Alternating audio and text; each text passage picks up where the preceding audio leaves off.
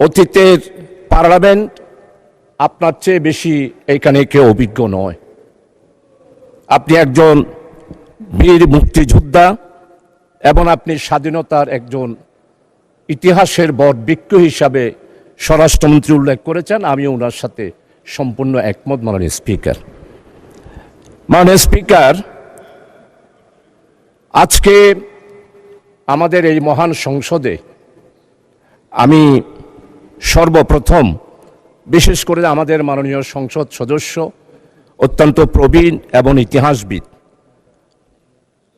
উনি যেই কথাগুলো উল্লেখ করেছেন আমি মনে করি এগুলোর জবাব দেওয়ার কোনো প্রয়োজন নেই।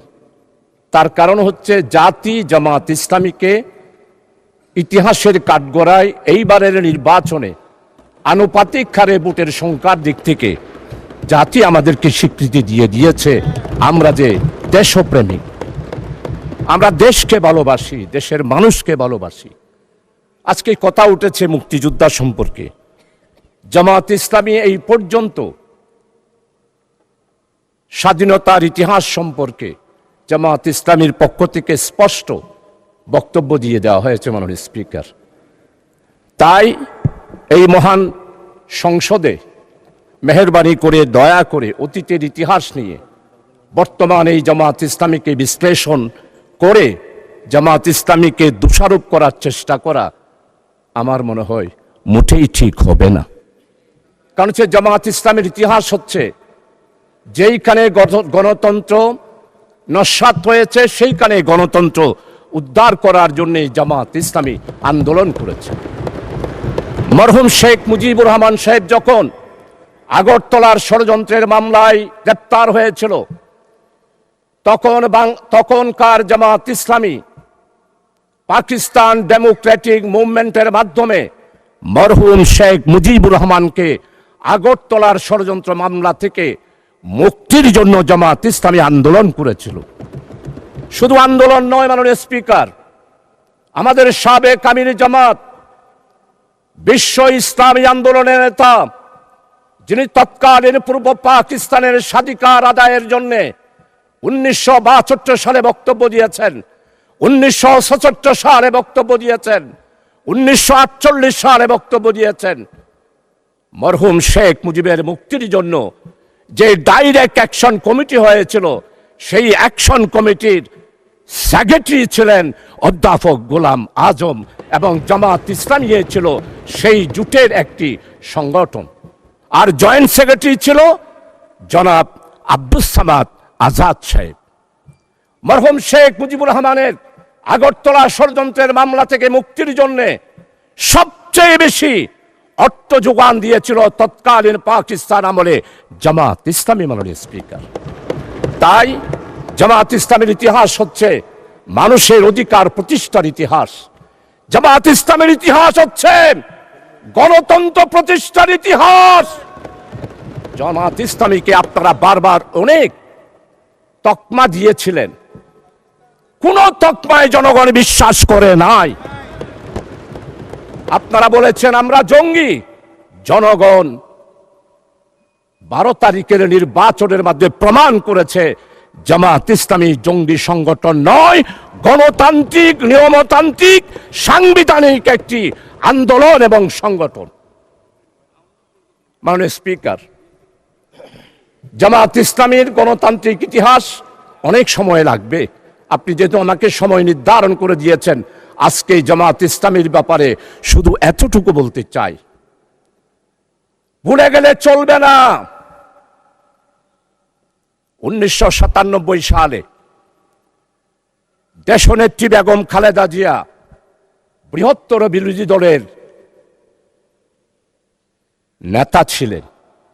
চট্টগ্রাম মেডিকেল কলেজে গেলেন, অবরুদ্ধ হয়ে গেল। ফ্যাসিস্ট স্বৈরাচার যারা বাংলাদেশে জঙ্গি কায়েম করেছিল তারাই বেগম খালেদা জিয়াকে চট্টগ্রাম মেডিকেল কলেজে অবরুদ্ধ করেছিল। আজকে আমাদের মরহুম শহীদ সালাউদ্দিন কাদের চৌধুরীর ছেলে আছে হুম্মাম কাদের, আমাদের সম্মানিত অর্থমন্ত্রী, চট্টলার কৃতি সন্তান, যার পরিবারে উনার আব্বা নয় উনার দাদা থেকেই মন্ত্রিত্ব ওনারা পেয়ে আসতেছেন। সেই রকম সম্ভ্রান্ত পরিবারের সন্তান। উনিও দেশনেত্রী বেগম খালেদা জিয়ার সাথে মেডিকেল কলেজে ছিলেন। আজকে সম্মানিত তথ্যমন্ত্রী, আপনি স্বীকার করবেন সর্বপ্রথম টেলিফোন করেছিল মরহুম শহীদ সালাউদ্দিন কাদের চৌধুরী আমি শাহজাহান চৌধুরীকে। আমি তো জামাত, আমি তো শিবির, কিন্তু সেই দিন আমরা জামাত শিবিরেরা চট্টগ্রাম মেডিকেল কলেজ থেকে দেশনেত্রী বেগম খালেদা জিয়াকে সালাউদ্দিন কাদের চৌধুরীর আহ্বানে জামাত এবং শিবির সেই দিন বেগম খালেদা জিয়াকে আমরা উদ্ধার করেছিলাম। মাননীয় স্পিকার, আজকে স্বাধীনতার কথা বলা হয়, সর্বপ্রথম একটি মাত্র রাজনৈতিক দল পূর্ব পাকিস্তানের স্বাধিকার কোন পথে আসবে এই ব্যাপারে সর্বপ্রথম পূর্ব পাকিস্তান থেকে যিনি বক্তব্য দিয়েছিলেন তিনি হচ্ছেন প্রফেসর গোলাম আজম। 1970 সালের নির্বাচন হলো। নির্বাচনের পর সর্বপ্রথম একটি রাজনৈতিক দলের পক্ষ থেকে সমস্ত পত্রিকা সাক্ষী transfer to power Sheikh Mujibur Rahman professor Golam Azam বক্তব্য দিয়েছিলেন। আমরাই সেই দিন বলেছিলাম সংখ্যাগরিষ্ঠতা হিসেবে আওয়ামী লীগ যেহেতু জনগণ রায় দিয়েছে, তাই শেখ মুজিবের হাতেই ক্ষমতা হস্তান্তর করুন। আজকে সম্মানিত আমার অত্যন্ত পরম মুরব্বী ইতিহাসবিদ, আমি ওনার ফেসবুকে সব বক্তব্য শুনি, ওনার মনের ভিতর অনেক আবেগ। 1757 সালের ইতিহাস আপনি তুলে ধরেছেন, পাল বংশের ইতিহাস তুলে ধরেছেন, কিন্তু আপনি কি ফরাজি আন্দোলন, ফকির আন্দোলন, খেলাফত আন্দোলন, ওয়াহাবি আন্দোলন, ওলামায়ে কেরামদের ইতিহাস আপনি তুলে ধরেন নাই? সেই দিন আমাদের খেলাফত আন্দোলন, ওয়াহাবি আন্দোলন, ফকির আন্দোলন, মজলুম আন্দোলন, হাজী শরীয়তুল্লাহর আন্দোলন আপনি যদি তুলে ধরতেন তাহলেই মনে করতাম আপনি একজন নিরপেক্ষ ব্যক্তি। এখন আমার মনে হচ্ছে আপনি নিরপেক্ষ নয়, আপনি শুধু জামাত ইসলামিয়ার মুসলমান আর ইসলামী আন্দোলনকে আঘাত করার জন্যই পার্লামেন্টে বক্তব্য রেখেছেন। আমার নেতা, আমাদের অপোজিশনের লিডার, উনি মুক্তিযোদ্ধার পরিবারের সন্তান, শহীদ পরিবারের সন্তান, এটার উপরও আপনি আঘাত করেছেন। আপনার মনের বেদনা আমরা বুঝতে পারি। মাননীয় স্পিকার, জনাব প্রেসিডেন্ট ভাষণ দিয়েছেন, সেই ভাষণের ব্যাপারে মাননীয় সংসদ সদস্যবৃন্দ অনেকেই ওনাকে সাধুবাদ জানিয়েছেন। আমরা এটার বিরোধিতা করি না, কিন্তু আমরা স্পষ্ট বলতে চাই, জনাব প্রেসিডেন্ট, আপনি শপথ ভঙ্গ করেছেন, আপনি জাতিকে বিভ্রান্ত করেছেন। আপনি বলেছেন প্রধানমন্ত্রীর পদত্যাগ আপনার কাছে পৌঁছে নাই, আপনি নাকি সেটা গ্রহণ করেন নাই। তাহলে আপনারাই বিচার করেন সংসদে, একজন প্রেসিডেন্ট শপথ নেওয়ার পর কিভাবে জাতিকে বিভ্রান্ত করার জন্য ইন্টারিয়াম গভর্নমেন্ট গঠন হওয়ার 6 মাসের পরেও উনি বললেন শেখ হাসিনার পদত্যাগপত্র আমার কাছে পৌঁছে নাই। যেই প্রেসিডেন্ট শপথ ভঙ্গ করতে পারে, জাতিকে বিভ্রান্ত করতে পারে, সে আর যেই হবে হোক, প্রেসিডেন্টের চেয়ারকে আমরা স্যালিউট জানাই, প্রেসিডেন্টের চেয়ারকে আমরা সম্মান করি, কিন্তু ব্যক্তি হিসাবে জনাব প্রেসিডেন্ট সাহেব জাতিকে যেই বিভ্রান্ত করে মধ্যবর্তীতে সাধারণ নির্বাচন হওয়ার আগে বাংলাদেশে একটি ষড়যন্ত্রের মাধ্যমে 17 বছরের নির্যাতিত বিএনপি, জামাত, 11 দলীয় জোট, ছাত্রদল, ছাত্র শিবির, আমরা যারা আন্দোলন করে একটা ফসল নিতে চেয়েছিলাম, সেই ফসল নেওয়ার ক্ষেত্রে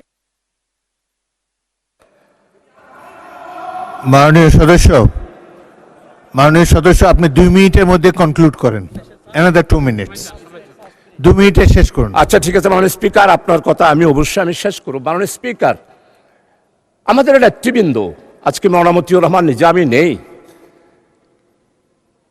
10 বছর পার্লামেন্টে ছিলেন, আপনি তার সাক্ষী। মওলানা মতিউর রহমান নিজামী এই পার্লামেন্টে কাকো আঘাত দিয়ে কোনোদিন কথা বলেছে? আমি ওনার বক্তব্য লাইব্রেরিতে গিয়ে সব সময় পড়ি, যেমন শাহজিজের বক্তব্য পড়ি, তেমন মৌলানা মতিউর রহমান নিজামী শহীদের বক্তব্য পরিবারের স্পিকার আজকে মৌলানা মতিউর রহমান নিজামীকে খুঁজে পায় না পার্লামেন্টে। আল্লামা হযরত মাওলানা দেলোয়ার হোসেন সাইদি রহমতুল্লাহ আলাই উনি এইখানে বক্তব্য রেখেছেন। আজকের সম্মানিত মির্জা ফখরুল ইসলাম মহাসচিব চরমভাবে শ্রদ্ধা করি, উনি আমাদের কৃষি মন্ত্রী মৌলানা মতিউর রহমান নিজামীর স্টেট মিনিস্টার ছিলেন, প্রতিমন্ত্রী ছিলেন। উনি এত ভালো ভালো পদক্ষেপ নিয়েছেন কৃষি ডিপার্টমেন্টে। আজকের কৃষিমন্ত্রী যিনি আছেন অত্যন্ত বিজ্ঞ। আমার মনে হয় আমাদের মির্জা ফখরুল ইসলাম সাহেবের রেখে যাওয়া, মৌলানা মতিউর রহমান নিজে রেখে যাওয়া কৃষি মন্ত্রণালয়ে উনি সেই পদক্ষেপগুলো গ্রহণ করছেন। আজকে তাকে শ্রদ্ধা ভরে স্মরণ করছি। তাকে কেন ফাঁসি দেওয়া হলো মাননীয় স্পিকার? উনি কি মানবতা বিরোধী অপরাধ ছিল? আজকে দেলোয়ার হোসেন সাইদি সাহেবের রাজ সাক্ষী, উনার বিরুদ্ধে সাক্ষী দেওয়ার জন্য যেই সনাতনী হিন্দু ধর্মের ভদ্রলোক ছিলেন, উনি কি বলেছেন? আল্লামা দেলোয়ার হোসেন সাইদি হত্যা করা দূরে থাক, স্বাধীনতার ব্যাপারে, স্বাধীনতা যুদ্ধের ব্যাপারে এই মহান পার্লামেন্টে 96 সালে 2001 সালে তৎকালীন এই ফ্যাসিস্ট আওয়ামী লীগ সরকারকে আঘাত লাগে সেই রকম কোন কথা আল্লামা হযরত দেলোয়ার হোসেন সাইদি রাখে নাই মাননীয় স্পিকার। ধন্যবাদ, ধন্যবাদ মাননীয় সদস্য, ধন্যবাদ। আচ্ছা, 1 মিনিট বলুন, 1 মিনিট। মানে স্পিকার ইনশাআল্লাহ আরেকদিন বলবো, আরেক সময় বলবো।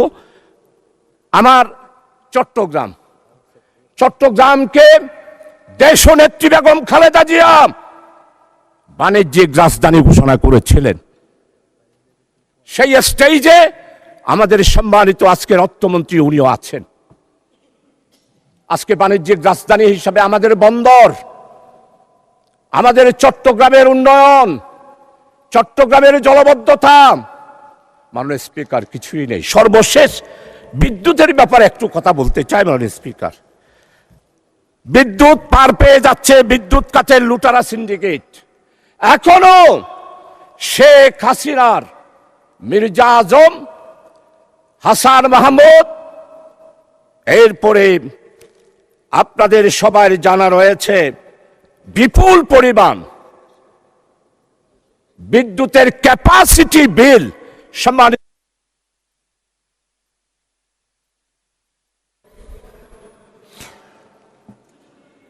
মাননীয় সদস্যবৃন্দ, ধন্যবাদ।